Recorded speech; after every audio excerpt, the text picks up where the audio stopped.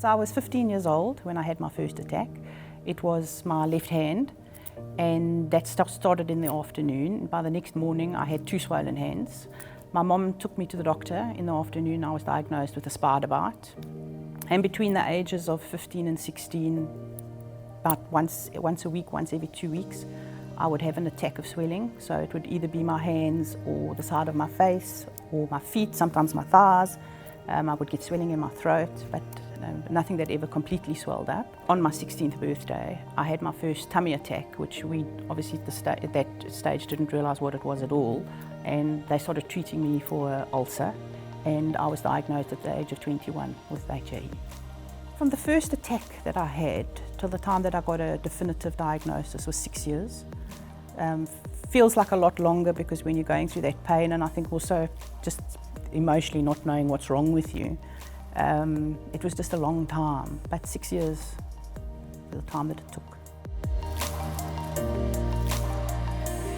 I definitely miss out on things, and I actually deliberately avoid certain things because I know that they specifically for me are triggers. I structure my life around my HAE and do things to fit in with my HAE, and it really should be the other way around.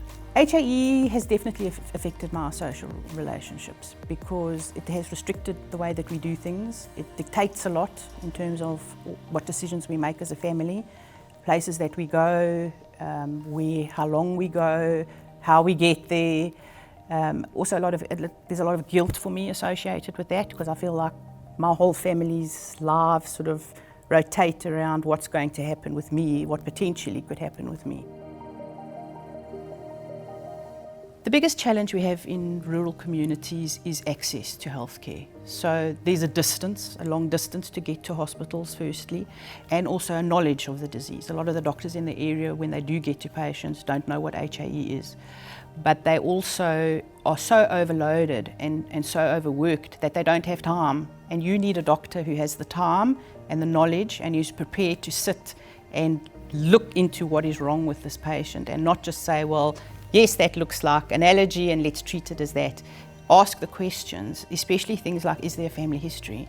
And there's a route to looking at symptoms of HAE and knowing that this is probably what it is. And education is definitely one of the things that we're lacking. In an ideal world, I think that it would be great if HAE patients could have no attacks.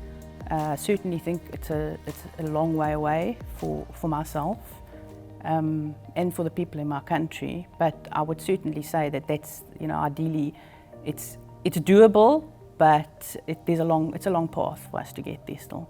One of the focuses that we have as a patient advocacy group at the moment is our children, because the medication that we're currently using for prophylaxis can't be used by children. So those we looking at the moment for solutions for those patients, and that is actually a great concern for us, is what we do with those missing years.